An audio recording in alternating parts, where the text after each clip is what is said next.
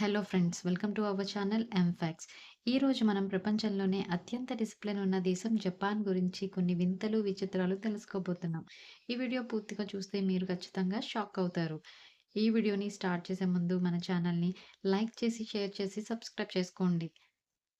Japan ప్రజలు ఉపయోగించే toilets ప్రపంచంలోనే అత్యంత హైటెక్, హైజెనిక్ అని చెప్పాలి.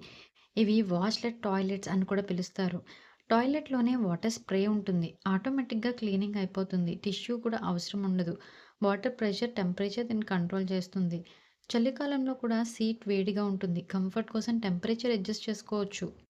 టాయిలెట్‌లో మ్యూజిక్ కూడా ప్లే అవుతుంది. లిడ్ ఆటోమేటిక్‌గా ఓపెన్, క్లోజ్ అవుతుంది. ఇక్కడ ఫ్లష్ పూర్తిగా సెన్సార్ మీద బేస్ అయి పనిచేస్తుంది. రిమోట్ కంట్రోల్ ప్యానెల్స్‌తో అన్ని సెట్టింగ్స్‌ని ఆన్ చేసుకోవచ్చు. జపాన్‌లోని పబ్లిక్ టాయిలెట్స్ గురించి కూడా మనం చెప్పుకోవాలి. పబ్లిక్ టాయిలెట్స్ కూడా చాలా క్లీన్‌గా, అడ్వాన్స్డ్‌గా ఉంటాయి. ఎల్ఈడీ ఇండికేటర్స్ ఉంటాయి. అంటే టాయిలెట్‌లో ఎవరైనా ఉంటే ఆక్యుపైడ్ అని చెప్పి, ఎవరు లేకపోతే ఫ్రీ అని కూడా అవి ఇండికేట్ చేసి చూపిస్తాయి. టోక్యోలో ట్రాన్స్‌పరెంట్ టాయిలెట్స్ కూడా ఉన్నాయి. ఆసక్తికరమైన విషయాలేంటంటే షూస్ బయట తీసి వెళ్ళాలి. టిష్యూస్ కొన్నిసార్లు ఉండదు. వాటర్ క్లీనింగ్ ఎక్కువ కాబట్టి. Eco friendly water saving system. అలాగే లగ్జరీ టాయిలెట్స్‌లో మసాజ్ స్ప్రే కూడా ఉంటుంది. చివరగా జపాన్ టాయిలెట్స్ అంటే technology plus cleanliness plus comfort అని చెప్పుకోవాలి. చిన్న విషయాన్ని కూడా ఎంతో అడ్వాన్స్డ్‌గా మార్చారో చూస్తే ఆశ్చర్యం కలుగుతుంది. జపాన్‌లో రెస్టారెంట్స్ బయట కనిపించే ఫుడ్ గురించి మనం చెప్పుకోవాలి. అది నిజమైన ఫుడ్ అనుకుంటే పొరపాటే. అది ప్లాస్టిక్‌తో తయారు చేస్తారు. కస్టమర్స్‌కి ఏది ఆర్డర్ చేయాలో సులభంగా అర్థమవ్వడం కోసం ఇలా తయారు చేసి శాంపుల్ ఫుడ్స్‌ని రెస్టారెంట్‌లో దొరికే ఫుడ్‌ని శాంపుల్‌గా తయారు చేసి ఇలా బయట పెడుతూ ఉంటారు. జపాన్‌లోని బుల్లెట్ ట్రైన్ స్పీడ్ గురించి తెలుసుకుంటే మతిపోతుంది. జపాన్ బుల్లెట్ ట్రైన్ అంటే స్పీడ్‌కి కొత్త పేరు. గంటకి 300 కిలోమీటర్ల వేగంతో ఈ ట్రైన్ దూసుకువెళ్తూ ఉంటుంది. ఒక నిమిషం కూడా లేట్ అవ్వదు. జపాన్‌లోని ప్రజలు ఎక్కువగా పనిచేస్తూ ఉంటారు. అందుకే ట్రైన్‌ల్లో, ఆఫీసుల్లో నిద్రపోవడం కామన్. ఇది అలసత్వం కాదు, హార్డ్ వర్క్‌కి గుర్తని చెప్పొచ్చు. జపాన్‌లో ఉపయోగించే రోబోట్స్ జీవితం. జపాన్‌లో మనుషులు మాత్రమే కాదు, రోబోట్స్ కూడా పనిచేస్తాయి. హోటల్స్‌లో గెస్ట్‌లకి సర్వీస్ చేస్తాయి. మన ఫ్యూచర్ ఇప్పటికే జపాన్‌లో మొదలైందనే చెప్పొచ్చు. ఇక జపాన్‌లోని శుభ్రత గురించి మనం మాట్లాడుకోవాలి. జపాన్‌లో రోడ్లపై డస్ట్‌బిన్స్ చాలా తక్కువ. కానీ చెత్త కూడా ఉండదు. ఎందుకంటే ప్రజలు చాలా డిసిప్లైన్డ్‌గా ఉంటారు. స్కూల్ పిల్లలే క్లాస్ క్లీన్ చేస్తారు. జపాన్ ప్రజలు ఉపయోగించే వెండింగ్ మెషిన్స్. జపాన్‌లో వెండింగ్ మెషిన్స్ ఎక్కడైనా ఉంటాయి. డ్రింక్స్ మాత్రమే కాదు, నూడిల్స్, ఎగ్స్ కూడా. ఏది కావాలంటే అది వెండింగ్ మిషన్ ఇస్తుంది. ఇక జపాన్‌లో చూస్తే ఎక్కువ శాతం చిన్న చిన్న ఇళ్ళే ఉంటాయి. జపాన్‌లో స్పేస్ చాలా విలువైంది. ఇల్లు చిన్నగా ఉంటాయి. క్యాప్సూల్ హోటల్స్‌లో చిన్న బెడ్ మాత్రమే ఉంటుంది. కానీ అన్ని సౌకర్యాలు ఉంటాయి. జపాన్ ప్రజలు ఉపయోగించే భాష. జపాన్‌లో మాట్లాడే భాషను జపనీస్ అంటారు. ఇది ప్రపంచంలోనే ప్రత్యేకమైన భాషల్లో ఒకటి. చైనా లిపి ప్రభావం దీనిపై ఉంది. చదవడం, రాయడం కొంచెం కష్టం. కానీ చాలా ఆసక్తికరంగా ఉంటుంది. జపనీస్ భాషలో ఒకేసారి 3 స్క్రిప్ట్‌లు ఉపయోగిస్తారు. హిరగానా, కటకానా, కాంజి. హిరగానా సాధారణ పదాలకు చిన్నపిల్లలు మొదట నేర్చుకునేది. కటకానా విదేశీ పదాలకు ఇంగ్లీష్ వర్డ్స్‌ని జపనీస్‌లో రాయడానికి. కాంజి చైనా నుండి వచ్చిన అక్షరాలు. ఒక్కొక్క అక్షరం ఒక్కొక్క అర్థం. జపనీస్ భాషలో టోన్ చాలా సాఫ్ట్‌గా ఉంటుంది. ఇంగ్లీష్ లాగా సబ్జెక్ట్, ఆబ్జెక్ట్, వెర్బ్ కాదు. For example I eat rice. Japanese I rice eat అన్నట్టుగా మాట్లాడతారు. ఇక జపాన్‌లో గౌరవం చాలా ముఖ్యమైంది. ఫార్మల్ లాంగ్వేజ్, ఇన్‌ఫార్మల్ లాంగ్వేజ్ 2 ఉంటాయి. ఇన్‌ఫార్మల్ లాంగ్వేజ్‌లో ఫ్రెండ్స్‌తో మాట్లాడినప్పుడు మాట్లాడుతూ ఉంటారు. ఇంకా ఆఫీసుల్లో, మీటింగ్స్‌లో ఫార్మల్ లాంగ్వేజ్‌ని ఉపయోగిస్తారు. జపాన్ భాష ప్రత్యేకతల గురించి తెలుసుకుందాం. స్పేస్ లేకుండా సెంటెన్సెస్ రాసేస్తారు. ఒకే వర్డ్‌కి మల్టిపుల్ మీనింగ్స్ ఉంటాయి. ఎమోజి, సింబల్స్ ఎక్కువగా ఉపయోగిస్తూ ఉంటారు. ఇక జపనీస్ ఫెస్టివల్స్ గురించి తెలుసుకుందాం. జపాన్‌లో ఫెస్టివల్స్‌ని మత్సురి అంటారు. ఇవి చాలా కలర్‌ఫుల్‌గా సాంప్రదాయాలతో నిండుగా ఉంటాయి. ఇందులో మొదటిది గియోన్ మత్సురి జూలైలో జరుగుతుంది. భారీ రథాలు వీధుల్లో తీసుకువెళ్తారు. రాత్రి లైటింగ్ చాలా అద్భుతంగా ఉంటుంది. నెంబర్ 2 హనాబి. వేసవిలో ఇది జరుగుతుంది. భారీ ఫైర్‌వర్క్స్‌తో షో జరుగుతుంది. ఈ ఫెస్టివల్ కోసం ప్రజలంతా ట్రెడిషనల్ డ్రెసెస్‌ని వేసుకుంటారు. Next one hanami festival. ఇది మార్చ్, ఏప్రిల్‌లో జరుగుతుంది. చెర్రీ బ్లూజమ్ పూల కింద పిక్నిక్ చేస్తారు. ఇది జపాన్‌లో చాలా ఫేమస్ ఫెస్టివల్ అని చెప్పొచ్చు. Number 4 Sapporo snow festival. ఫిబ్రవరిలో ఈ ఫెస్టివల్‌ని జరుపుకుంటారు. ఐస్, స్నోతో భారీగా శిల్పాలు తయారు చేస్తారు. రాత్రి లైటింగ్‌తో చాలా అద్భుతంగా కనిపిస్తుంది. Next one Tanabata festival. జూలైలో ఈ ఫెస్టివల్‌ని జరుపుకుంటారు. తమ కోరికలను కాగితంపై రాసి పెట్టుకుని చెట్టుకి కడతారు. ఇది స్టార్ ఫెస్టివల్ అని కూడా అంటారు. నెక్స్ట్ వన్ వచ్చేసి నెబుతా మత్సురి. ఆగస్ట్‌లో ఈ ఫెస్టివల్ జరుగుతుంది. పెద్ద లైట్ ఫ్లాట్స్ ప్యారేడ్ చేస్తారు. డాన్స్, మ్యూజిక్‌లో చాలా ఎంజాయ్ చేస్తారు. నెక్స్ట్ అవా ఒడోరి. ఇది డాన్స్ ఫెస్టివల్. వేల మంది కలిసి వీధుల్లో డాన్స్ చేస్తూ కనిపిస్తారు. ఇక జపాన్ కరెన్సీ గురించి తెలుసుకుందాం. జపాన్‌లో ఉపయోగించే కరెన్సీ పేరు యెన్. దీని ఇంటర్నేషనల్ కోడ్ జేపీవై. ప్రపంచంలో అత్యంత ఉపయోగించే కరెన్సీల్లో ఇది ఒకటి. జపాన్‌లో కాయిన్స్ కూడా చాలా ఎక్కువగా ఉపయోగిస్తారు. 1 yen, 5 yen, 10 yen, 50 yen, 100 yen, 500 yen ఇలా కాయిన్స్ ఉంటాయి. ఇక నోట్స్. నోట్స్ విషయానికి వస్తే 1000, 5000, 10,000 ఈ నోట్లపై ప్రముఖ వ్యక్తుల ఫోటోలు కూడా ఉంటాయి. సాధారణంగా యెన్ విలువ ఇతర కరెన్సీలతో పోలిస్తే చిన్న యూనిట్స్‌లో ఉంటుంది. ఫర్ ఎగ్జాంపుల్ 100 యెన్ చిన్న ఖర్చులు. 1000 యెన్ అంటే సాధారణ కొనుగోలు.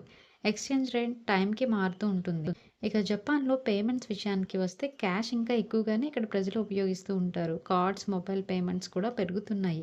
చిన్న షాప్స్‌లో క్యాష్ ఎక్కువగా యాక్సెప్ట్ చేస్తూ ఉంటారు. యెన్ కాయిన్ చాలా లైట్‌గా ఉంటుంది. ఆల్మోస్ట్ వెయిట్‌లెస్ అనే చెప్పాలి. 5 యెన్ కాయిన్స్‌లో హోల్ ఉంటుంది. జపాన్‌లో టిప్ ఇవ్వడం కల్చర్ కాదు. జపాన్ కరెన్సీ యెన్ సింపుల్‌గా కనిపించినా దేశం ఎకానమీలో చాలా ముఖ్యమైన భాగం అనే చెప్పొచ్చు. జపాన్‌లో క్రైమ్ రేట్ గురించి ఇప్పుడు తెలుసుకుందాం. జపాన్ ప్రపంచంలోనే అత్యంత సేఫ్ దేశాల్లో ఒకటి.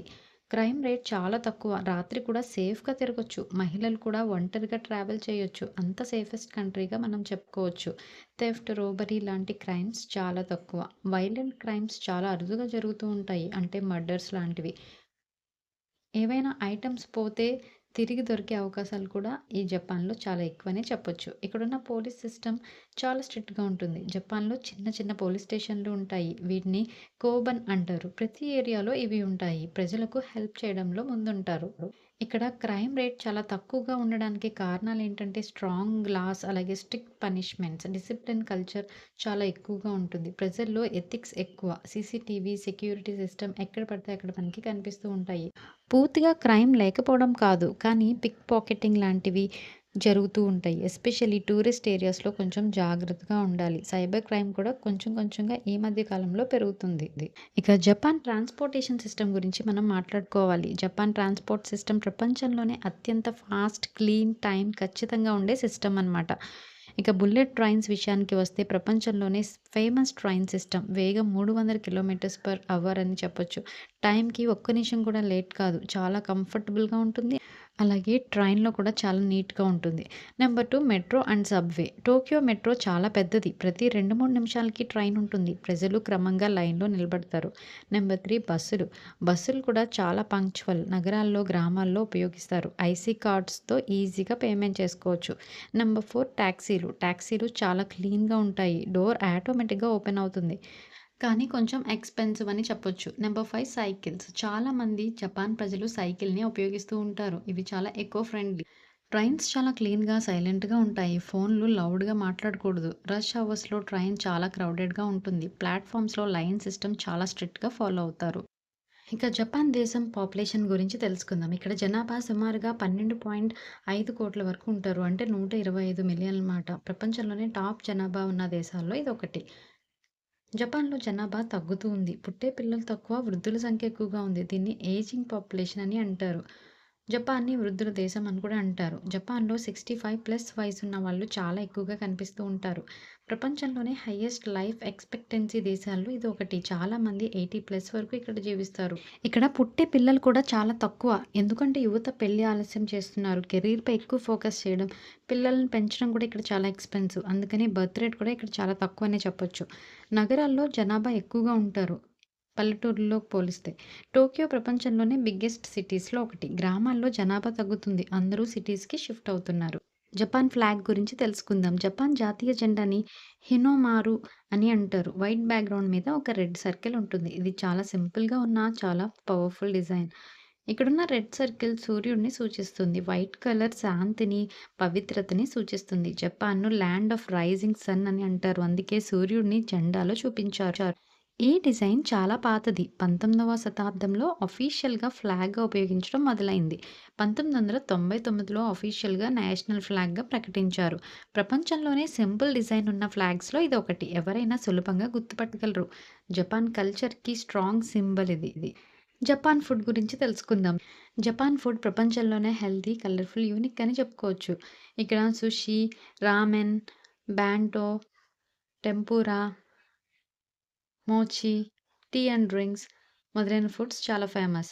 ఫుడ్ ప్రెజెంటేషన్ చాలా ఇంపార్టెంట్ ఇక్కడ. రెస్టారెంట్స్ చూపే ఫేక్ ప్లాస్టిక్ ఫుడ్ మోడల్స్ చాలా ప్రత్యేకమనే చెప్పొచ్చు. ఇక జపాన్ క్లైమేట్ గురించి చెప్పుకోవాలి. జపాన్ ఒక విస్తృత దేశం. అందువల్ల వాతావరణం విభిన్నంగా ఉంటుంది. ఇక్కడ మొత్తం 4 సీజన్స్. జపాన్‌లో 4 స్పష్టమైన సీజన్‌లు ఉన్నాయి. ఒకటి స్ప్రింగ్.